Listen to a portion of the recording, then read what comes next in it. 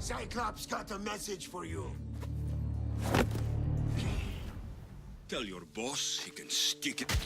Right at the start of Assassin's Creed Odyssey, you'll get a rude awakening from a couple of thugs who waste no time trying to stab you to death. And once you've defeated them, you have a choice to make. Kill them then and there, or send them packing. Fun's over. It's one of many decisions you'll make throughout Assassin's Creed Odyssey, and like those other choices, the consequences aren't always obvious at first. The thugs are lackeys of the Cyclops, a local loan shark and bully who terrorizes the little island of Kefalonia, which means it's just business. Playing as Alexios, I decided to be merciful and show them the proverbial door. Playing as Cassandra, I was much less merciful. They were the ones asking for trouble, and they could have potentially hurt my girl Phoebe, who immediately felt like my sassy little sister the moment I met her. So I decided to end their lives on the spot. You have a lesson to learn. In this case, running them through might not have been a bad call. Show them mercy like I did, and you'll be rewarded with an ambush shortly after you leave home for the first time. They'll bring a few friends, which means a tougher fight, but more XP and loot when you take them down.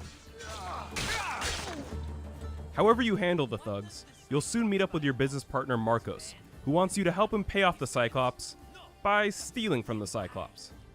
The one-eyed brute treasures a priceless obsidian eye, and your job is to sneak in and take it.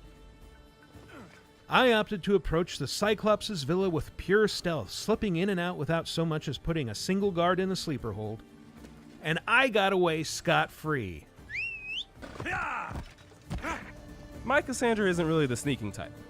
And by that I mean I tried to sneak in and got caught, and had to fight my way out.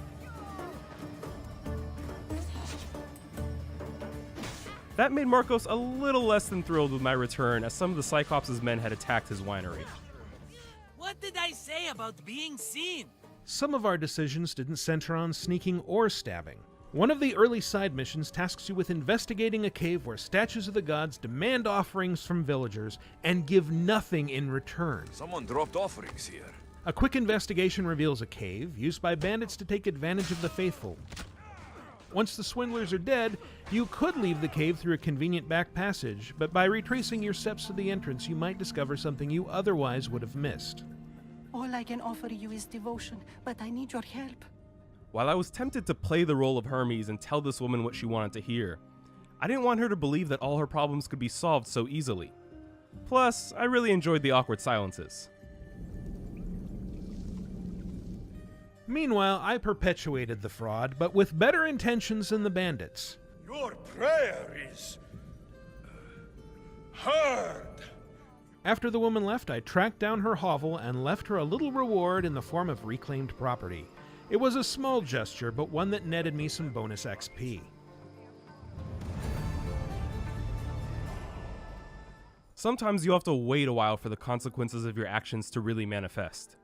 At one point, Phoebe asks you to check up on a playmate whose village is under strict quarantine. The kind so strict that most of it has been burned to the ground, and many of the residents have been put to the sword. He won't let us go. Here, you'll be forced to choose between the lesser of two evils. Do you save the family and risk the spread of plague? Or do you let the soldiers kill sick and innocent civilians?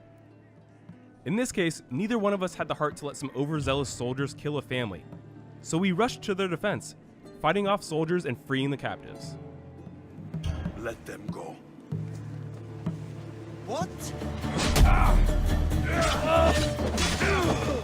We're well enough to travel, but need healing. Okay, that might have not been the smartest call, but they'll probably be fine, right? Spoiler alert, several hours and a couple of story arcs later, we find out that our decision had severe consequences for Kefalonia. There doesn't seem to be a cure. Many have died. Malaka.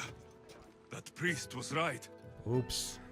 We did all of this in our first couple of hours with Assassin's Creed Odyssey, and it began a journey that took us to new lands, new adventures, and a lot of new choices. And you'll be able to make those choices for yourself starting October 5th, when Assassin's Creed Odyssey launches on PS4, Xbox One, and PC. For more on Assassin's Creed, be sure to subscribe to this channel and visit us at news.ubisoft.com. Assassin's Creed Odyssey, Available October 5th.